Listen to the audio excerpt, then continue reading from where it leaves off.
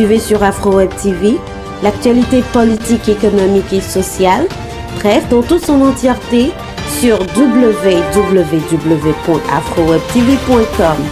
Veuillez vous abonner à notre chaîne AfroWeb TV sur YouTube et Facebook pour ne rien rater sur l'essentiel de l'actualité de la semaine.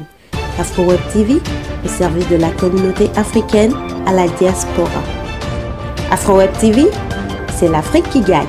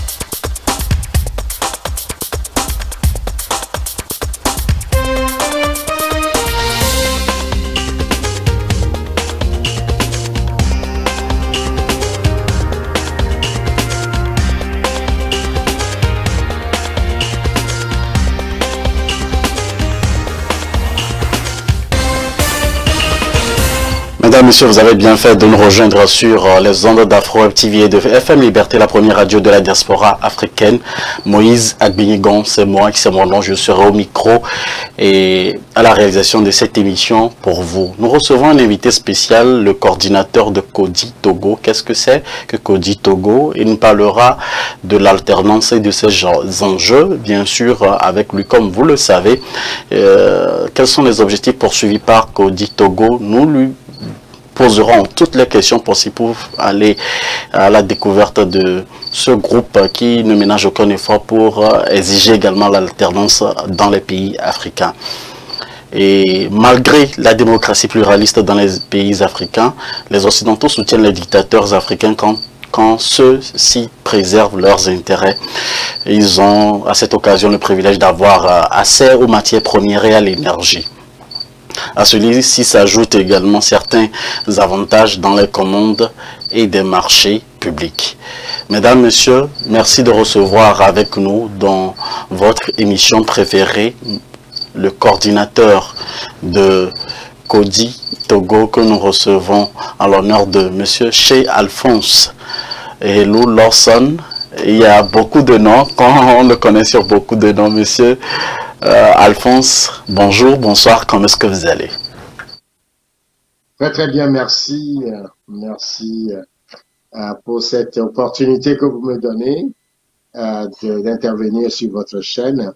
Je voudrais, d'entrée de jeu, permettez-moi de saluer tous les auditeurs et toutes les auditrices, les téléspectateurs et téléspectatrices, et à tous les Togolais au Togo et dans la diaspora, et aussi tous les panafricains, tous les amis du Togo et toutes les personnes qui vont suivre cette émission. C'est un plaisir d'être sur votre plateau et je pense que nous aurons l'occasion, n'est-ce pas, de présenter Kodi Togo dans toutes ces cultures et aussi espérer justement avoir l'intérêt de la diaspora dans son ensemble de pouvoir rejoindre cette organisation fêtière de la diaspora togolaise.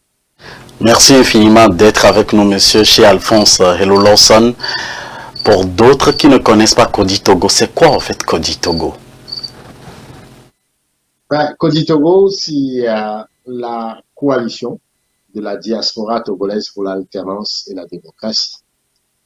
Vous savez, le Togo est formé de 5 régions et la 6e région, bien évidemment, est la diaspora. Et cette 6e région est estimée à plus de 2 millions de Togolais. C'est des Togolais qui viennent de, je dirais, divers courants politiques. Ils sont dispersés sur tous les 5 continents, les États-Unis, l'Afrique, l'Europe et l'Asie. C'est des Togolais qui disposent d'une d'un potentiel économique énorme. C'est des Togolais très instruits, très intelligents, bien formés dans les grandes universités, qui disposent de beaucoup d'expérience. Cette mine de richesse que dispose le Togo doit être mobilisée au service du Togo. Et donc, Kodi Togo a pour vocation de rassembler toute cette énergie, ce potentiel, cette richesse au service du Togo. Et c'est à cela que nous nous attelons et nous espérons justement arriver à mobiliser toute cette énergie, toute cette richesse, toute cette compétence au service de notre pays. Plusieurs sont ces groupes que nous connaissons à la diaspora. Vous venez de nous dire que c'est pour rassembler les têtes pensantes qui sont d'origine togolaise. À quel besoin réel répond Kodi Togo, M. Alphonse? C'est une très bonne question. Comme on l'a défini dans l'appellation de notre organisation, c'est la coalition, donc c'est une coalition de la diaspora togolaise pour l'alternance et la démocratie.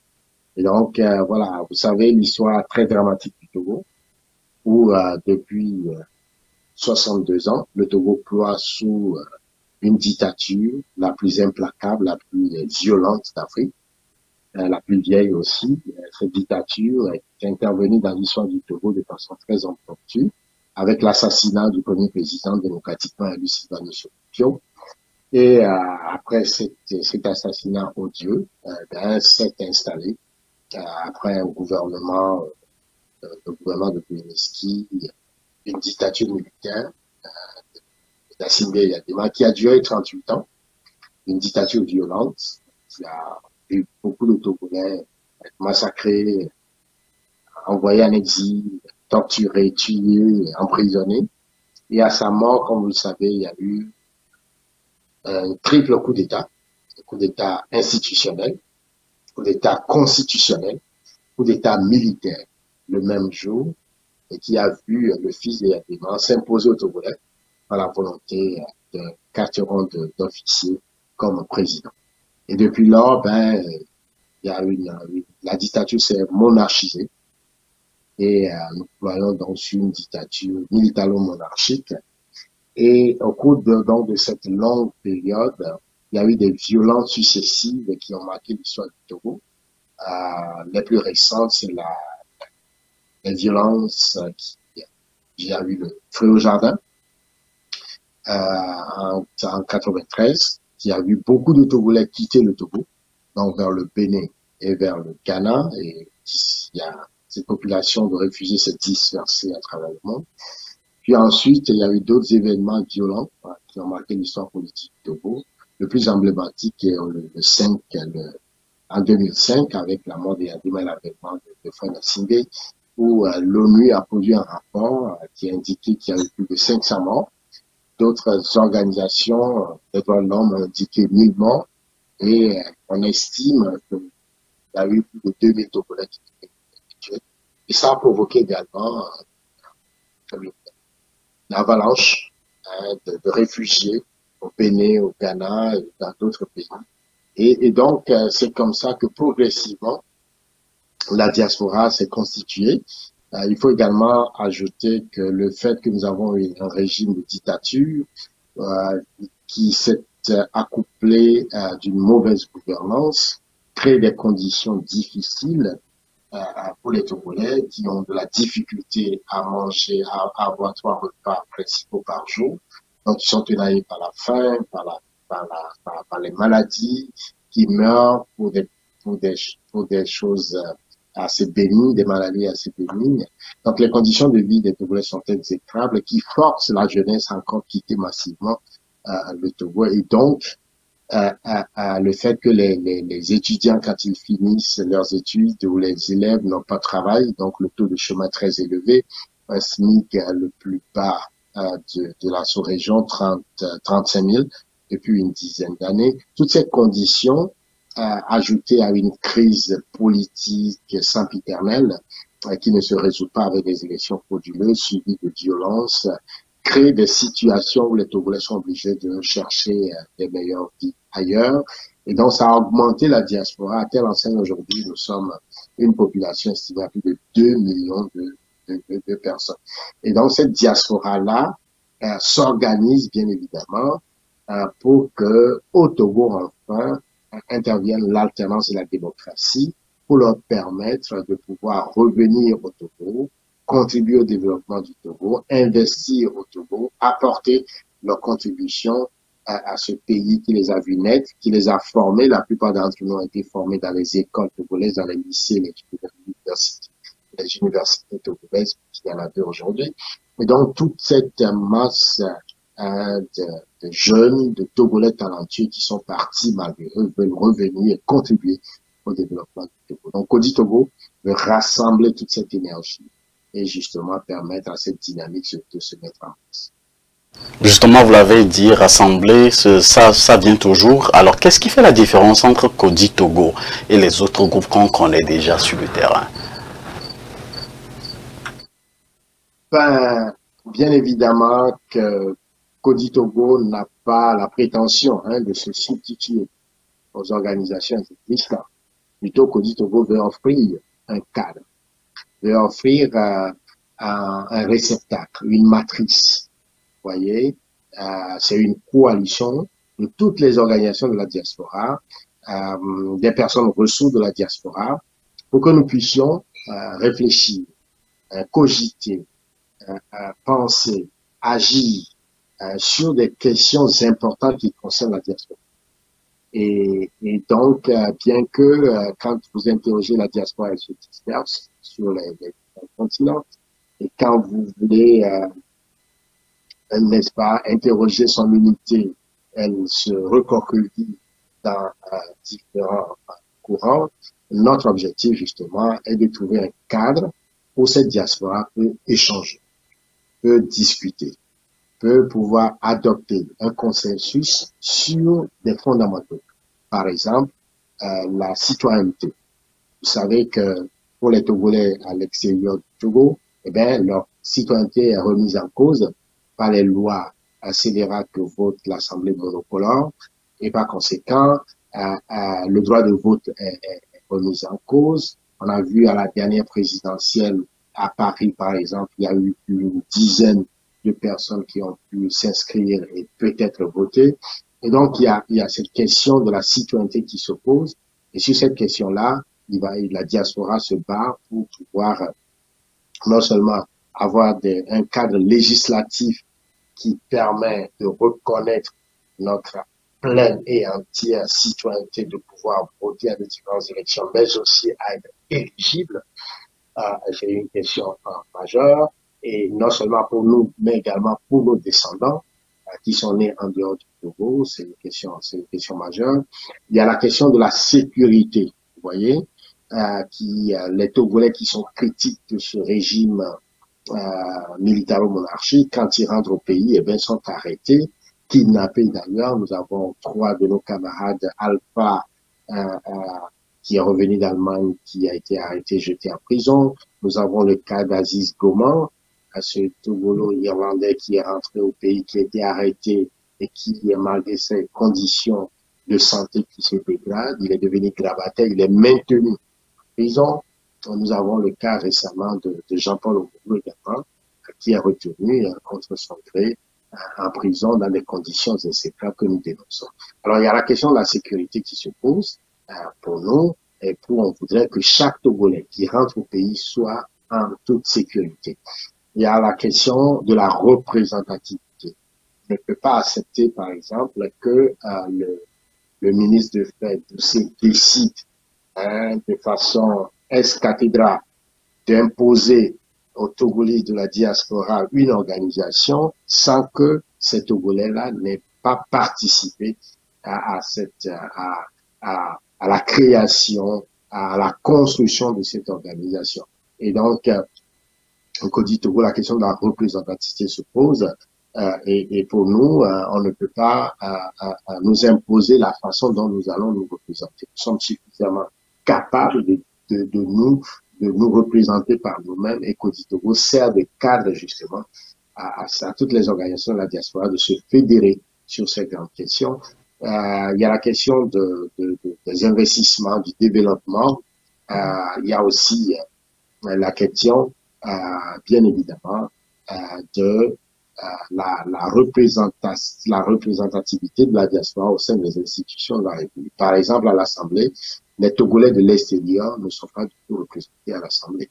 Vous voyez, c'est des cas, c'est des situations qu'il va falloir régler. Alors, sur cette grande question, je pense que la diaspora, quelles que soient nos organisations, quels que soient nos courants politiques, quelles que soient nos différences, nous avons des choses en commun. Ce qui nous unit est plus important que ce qui nous divise. Et sur cette question-là, je pense que nous pouvons nous retrouver. Et finalement, la question de l'alternance, en ce sens que la diaspora veut soutenir la dynamique politique à l'intérieur du Togo, la lutte du peuple togolais pour arriver à l'alternance. C'est dans cette foulée d'ailleurs que Kodi Togo est né. Vous rappelez que quand Tipi avait lancé l'appel à la mobilisation en août 2017, et bien la diaspora a répondu à cet appel-là. Il y a eu des manifestations un peu partout dans les différents pays de la diaspora en soutien, bien évidemment, au peuple togolais à la C14. Et cette mobilisation était un peu dispersée. Donc, on avait réfléchi pour se retrouver, pour coordonner toutes ces actions, pour que l'impact soit plus important sur le régime de Paul Yassine. C'est ce qui nous a amené à nous retrouver à Paris. Et là, je vous fais historique de Kodi Togo, à nous retrouver à Paris en décembre 2017 pour jeter les premières bases de ce qui va devenir plus tard Kodi Togo. Mais étant donné qu'il n'y avait pas eu suffisamment, beaucoup de personnes se sont plaintes comme quoi ils n'étaient pas informés, nous avons convoqué donc le premier congrès de Kodi Togo à Dakar en mars 2018. Dakar, pourquoi? Parce que nous voulions aller vers les Togolais qui sont sortis du Togo, mais qui sont restés sur le continent.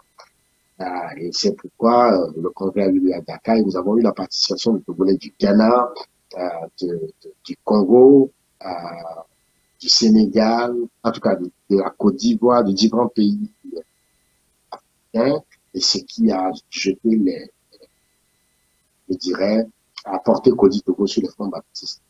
Et 4 ans plus tard, bien évidemment, nous sommes revenus à Freiburg en Allemagne, et c'est là où nous avons pu faire l'état des lieux de ce parcours des 4 dernières années, réfléchir sur de nouvelles orientations et définir de nouvelles stratégies pour booster le peuple togolais dans sa mobilisation, en tout cas dans sa quête pour l'alternance et la démocratie.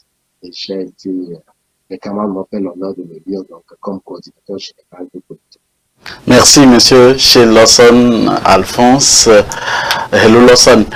Monsieur Alphonse, dites-moi, ce n'est pas parce que le ministère des Affaires étrangères a senti le manque d'organisation du côté de la diaspora qu'il s'est introduit pour nous aider à réorganiser toute la diaspora en mettant par exemple en place la maison de la diaspora aujourd'hui et en collaboration avec les hauts conseils des Togolais de l'extérieur. Quelle est votre réaction là-dessus sur ces organismes qui représentent la diaspora auprès du ministère des Affaires étrangères?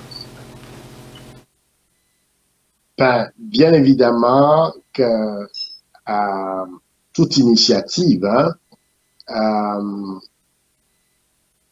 venant ou qu'on voudrait faire dans l'intérêt de la diaspora devait être faite en collaboration avec cette diaspora. On ne peut pas le faire sans la diaspora. C'est Mandela qui a dit, Nelson Mandela, que tout ce que vous faites pour nous, sans nous, vous le faites contre nous. Vous voyez?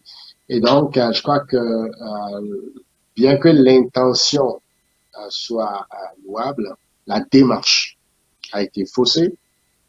La démarche a été faussée à la base, qui a fait que la diaspora ne se retrouve pas, ou ne s'est pas retrouvée dans ce que nous appelons le machin HCTE. Vous voyez? Et donc, je crois qu'il y a eu Monsieur Doucet s'est complètement trompé dans la méthode. et dans la démarche. Ce qui a fait que cette démarche a été remise en cause par Kodi-Togo et aujourd'hui, nous ne nous reconnaissons pas dans cette structure. Comment la démarche devrait être faite, Monsieur Lawson? Ben, il y a des organisations. Vous savez, la diaspora a une histoire. La diaspora togolaise existe avant M. Doucet et va continuer après M. Doucet. Et il faisait partie également de la diaspora.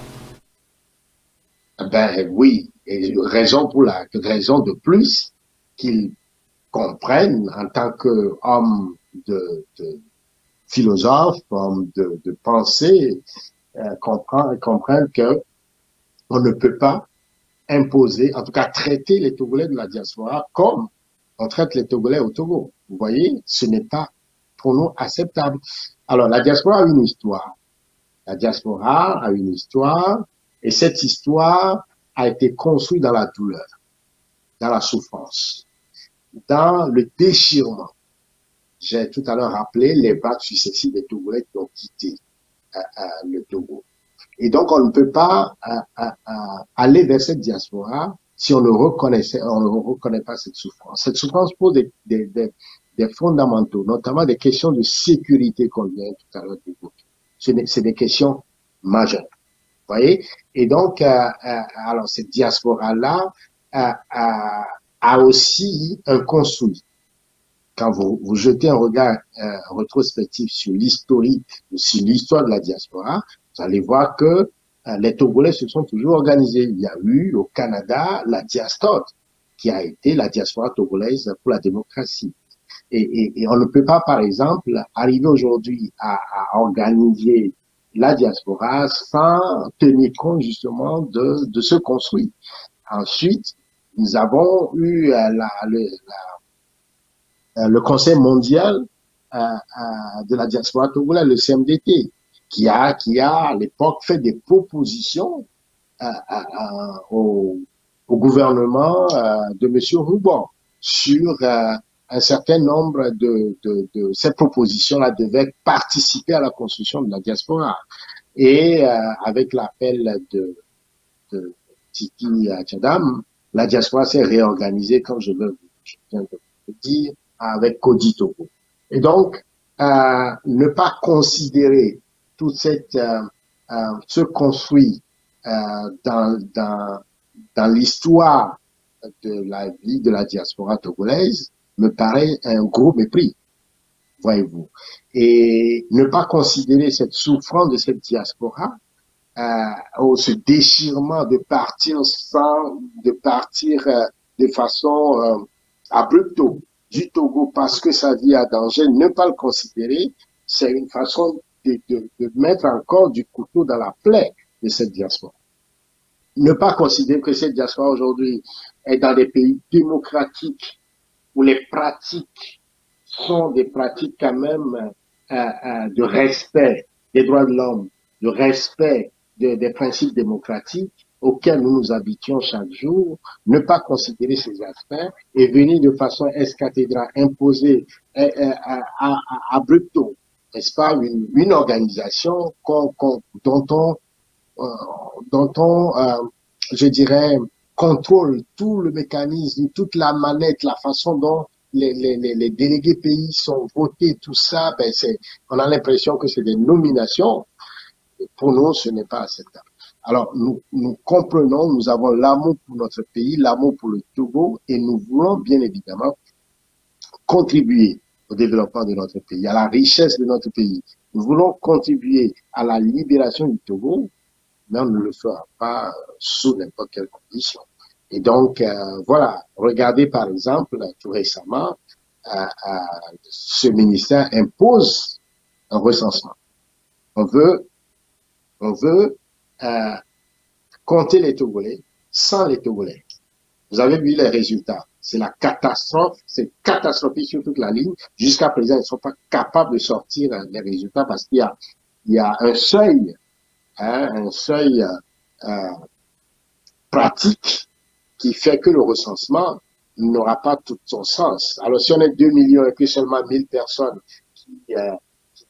qui qui vont se recenser, bien évidemment que ce recensement n'a pas sa valeur et perd toute valeur de crédibilité et de validité. Voilà les problèmes auxquels nous sommes confrontés. Nous sommes ouverts, n'est-ce pas, pour construire quelque chose de potable, quelque chose de durable.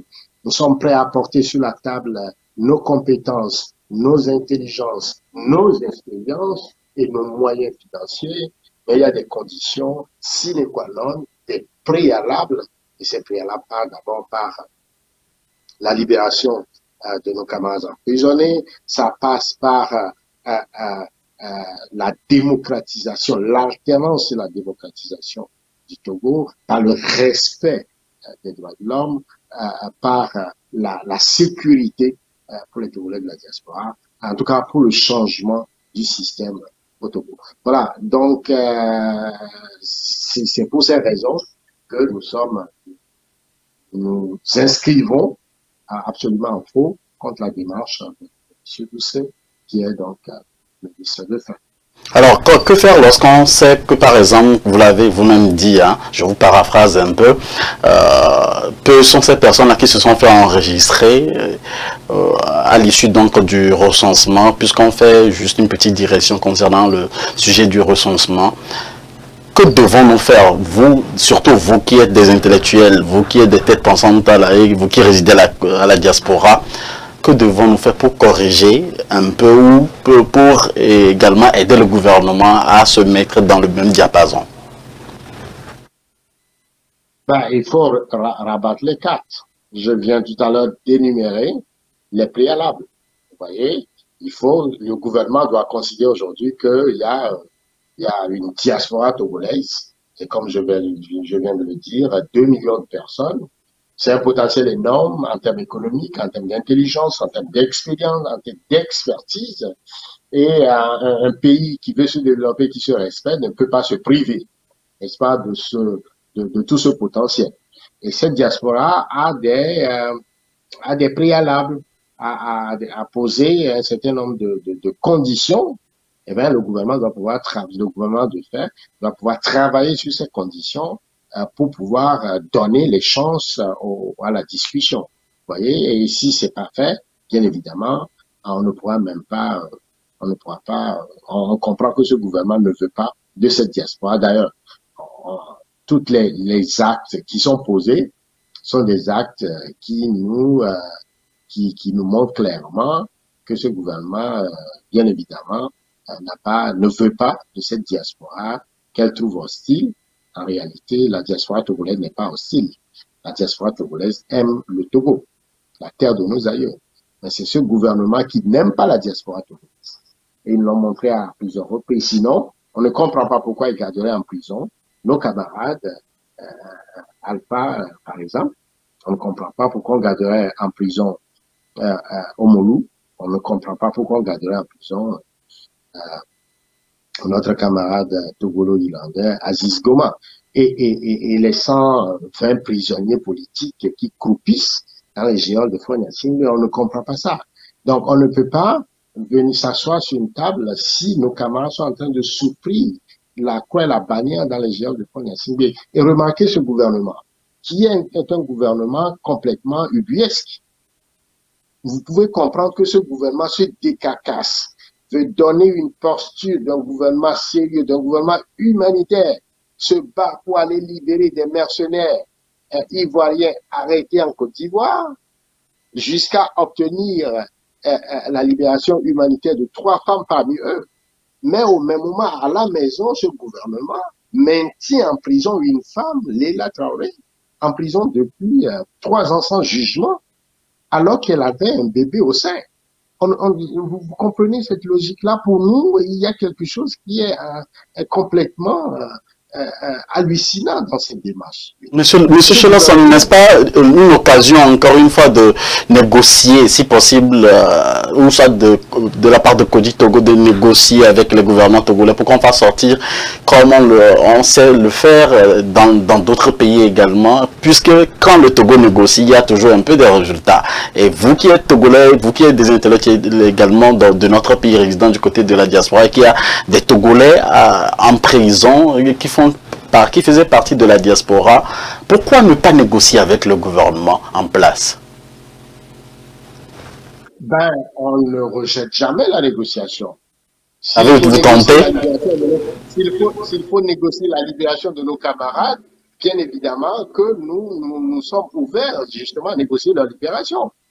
Encore qu'il faudrait qu'on nous prouve que ces camarades-là méritent ce qu'on leur impose, les tortures, les traitements inhumains et dégradants qu'on leur impose. Et pour nous, le fait qu'on ne respecte pas les droits humains et qu'on traite l'homme comme un animal, le Togolais traite son propre frère togolais comme un animal.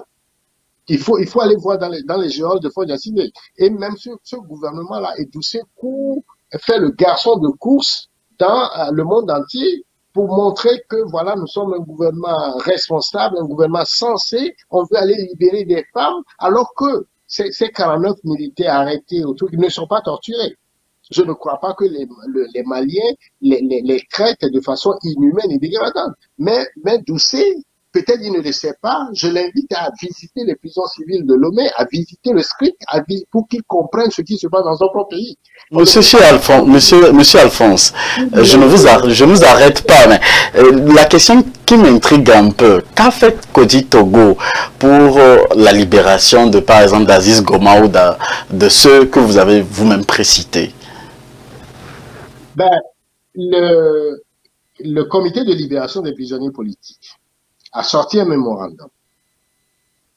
Et ce mémorandum a mis en exergue la situation exécrable des prisonniers politiques togolais. Et la Kodi Togo est venue en appui au comité de libération des prisonniers politiques, dirigé par le professeur Doucet et Claude Abeganvi, et l'ensemble des organisations des droits de l'homme, des partis politiques et des associations au Togo. Et donc, nous sommes venus en appui de leur combat pour la libération de ces prisonniers. Nous avons écrit, sur demande du comité de libération nationale de tous les prisonniers politiques, des lettres au ministre Puissac Betom, qui est le ministre de la Justice. On l'a saisi. Au ministre, à tous les ministères, au chef de l'État, à Fond-Yacine, chef d'État de fait, à son ministre, à sa première ministre, bref, à tous les membres du gouvernement pour les alerter d'abord sur leurs conditions de détention, ensuite demander leur libération. Certains parmi eux ont juste participé à une manifestation depuis 3 ans. Ils sont en prison sans jugement. Alors ce gouvernement, ce débat pour aller montrer à l'opinion nationale et internationale qu'il libère des femmes, qui est tout à fait un acte louable, mais au même moment, tu laisses ses propres citoyens. Pour nous, il y a une antinomie de la raison. Et nous espérons que M. Doucet et son équipe va se réveiller et comprendre que la vie est sacrée. Que ce soit la vie d'un Malien ou d'un Ivoirien ou la vie d'un Togolais, toutes les vies se valent. Et pour nous, il faut absolument qu'on libère les prisonniers togolais ici et maintenant. Et nous. Est-ce que Kodi Togo a fait des démarches pour rencontrer le ministre des Affaires étrangères, son Excellence le professeur Doucet? Kodi Togo n'a fait aucune démarche pour le rencontrer. Merci d'être avec nous. Je rappelle à tous les téléspectateurs, à tous les amis internautes que vous êtes le coordinateur de Kodi Togo, Monsieur Che Alphonse Relou-Lawson. On va revenir sur le vif du sujet du Kodi Togo. Alors, quelles ont été les activités de Kodi Togo pendant ces dernières années? Vous nous avez parlé de 2017, on en parlait également de mars 2018, les 5, 6 et 7 août à Frébo. À quoi se résument les activités de ces premières années de Kodi Togo? Si on vous demande par exemple de faire un petit bilan. Les activités de Kodi Togo pendant toutes ces années ont été innombrables. Nous les avons séquencées en diverses catégories. D'abord en termes de mobilisation de la diaspora, Kodi Togo a essayé de mobiliser les associations, les personnes ressources de la diaspora pour une certaine unité d'action. Vous voyez, Kodi Togo a organisé plusieurs conférences Zoom virtuelles sur les thématiques qui concernaient le Togo, par exemple la question des prisonniers. Comme je viens de le dire, Kodi Togo a mobilisé les moyens pour soutenir le projet de parrainage des prisonniers politiques. Et ce projet constituait à pouvoir devenir parrain de chaque prisonnier et également mobiliser les moyens financiers pour soutenir leurs dépenses en termes de, étant donné que leurs conditions de vie devenaient de plus en plus exécrables et donc ils sont confrontés à des questions de santé. Vous voyez, il fallait donc les soutenir pour les prescriptions médicales, pour la visite médicale et tout ça. Donc, Kodi Togo a mobilisé des moyens pour ça. Kodi Togo est intervenu sur les questions des Togolais de la diaspora qui ont été arrêtés, kidnappés au Togo. Kodi Togo également est intervenu sur la question de la corruption. Vous savez que le journal L'Alternative avait sorti un dossier qui était un dossier époustouflant, qui a eu 500 milliards de nos francs qui ont été dérobés par une certaine famille, la famille Adjakli. Et sur cette question, Kodi Togo s'est mobilisé pour être aux côtés de ce journal, pour que la vérité puisse être connue de tous et que cet argent revienne dans les poches des Togolais. Kodi Togo s'est également mobilisé sur l'affaire Bolloré, voyez, et quand Bolloré a plaidé coupable de corruption de chef d'État, ce chef d'État est fort d'assumer, pour une première fois dans l'histoire, un chef d'État en exercice a été, la justice française a reconnu qu'il a été corrompu. Donc, Kodi Togo s'est mobilisé pour se constituer un parti civil. Nous allons faire une pause pour permettre à M. Shiloson de revoir également sa tablette et on revient juste après. Chers amis téléspectateurs, merci d'être avec nous. On reçoit pour vous chez vous le coordinateur de Kodi Togo, M. Chez Alphonse Lawson. Merci d'être avec nous pour ce moment que nous partageons ensemble. Vos commentaires, vos appels seront reçus également dans cette émission, sinon par message ou en commentaire également sur notre chaîne YouTube AfroWeb TV. Merci infiniment d'être avec nous. On se revoit juste après cette courte pause de AfroWeb TV. Que pensez-vous de l'actualité africaine cette semaine? Chaque semaine, nous vous invitons à décrypter l'actualité de la semaine avec nous sur votre télé AfroWeb TV. Retrouvez les analystes politiques